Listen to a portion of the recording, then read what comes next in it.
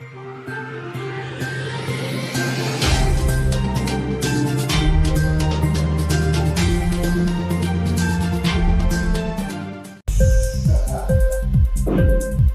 TV prime time news కి స్వాగతం.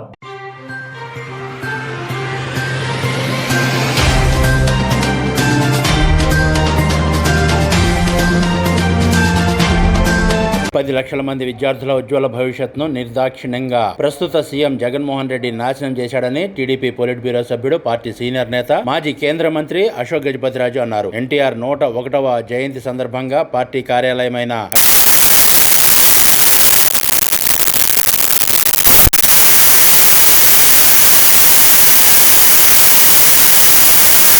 450 మంది పిల్లల భవిష్యత్తును ఎందుకు కాలరాశాడని ఆగ్రహం వ్యక్తం చేశారు. మన పార్టీలోనూ ఇలాంటి వ్యక్తులు ఉన్నారంటూ సొంత పార్టీ నేతలకు ఆయన చురకలంటించారు. మన ఎమ్మెల్యే అయితే ఇంకో స్థాయికి వెళ్ళిపోయారు. జొన్నవలస గ్రామంలో మాట్లాడుతూ ఆయన ఏమన్నారు, అందరూ అందుబాటులో ఉన్నాను అని ఒకరిని అంటారు. మీరింటికి పిలిస్తే భోజనానికి రాలేదా, నేను మీరింటికి పిలిస్తే పెళ్లి పేరెంటాలకి రాలేదా అని. పెళ్లి పేరెంటాలు భోజనాలకి పిలిస్తేనే అందుబాటు అనుకుంటే పాపం సమస్యలున్న ప్రజలు ఎక్కడ వెళ్ళగలుగుతారనేది ప్రశ్న. 10,50,000 మంది పిల్లల్ని ప్రభుత్వ స్కూల్ నుంచి తీసేసిన, నిర్దాక్ష్యంగా వారి విద్యని నుంచి దూరం చేసిన ఈ ప్రభుత్వము మేము అందుబాటులో ఉంటామని మన విజయనగరం నియోజకవర్గంలో 5 స్కూళ్ళు మూసేసారే. దాంట్లో భాగంగా ఆ పిల్లలు ఎక్కడ వెళ్ళారు? ఎమ్మెల్యే గారికి భోజనాలు పెట్టలేరు, పెళ్ళికి పేరెంటాలకి పిల్లలు లేరు, అందుకోసం అందుబాటులో లేరు. ఇది ఏంటి కల్చరో దేవుడికే తెలియాలి.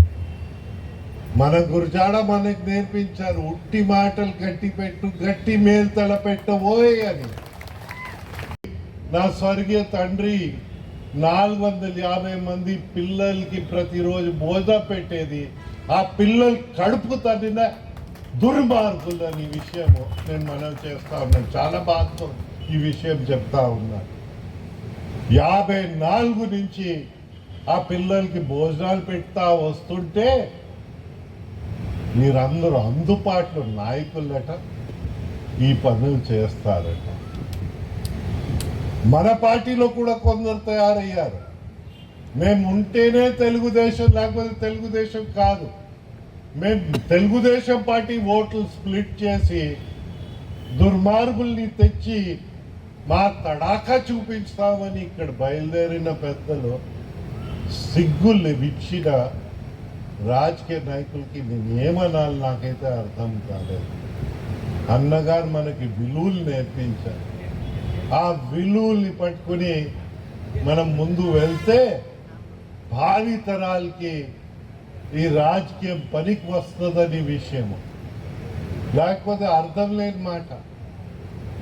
అయితే అధికారులు కొందరు రాజ్యాంగము, చట్టాలు ఆలోచిస్తుంటారు. నాకు అట్లీస్ట్ నా అదృష్టమను ఓ అధికారిని నన్ను జైల్లో పడేయమంటే ఓ ఛార్జ్ ఇచ్చేయండి, జైల్లో పడేస్తారన్నారు. ఛార్జ్ ఇవ్వలేదు, అధికారిని ట్రాన్స్ఫర్ చేసేసారు. ట్రాన్స్ఫర్కి ఒప్పుకున్నారు కానీ ఛార్జ్ లేకంటే జైలుకి మాత్రం నన్ను పంపించడానికి అంగీకరించలేదు. అయితే కొందరు అధికారులు ఛార్జ్ ఎందుకు నారా చంద్రబాబు నాయుడు గారిని జైల్లో పెట్టేశారు.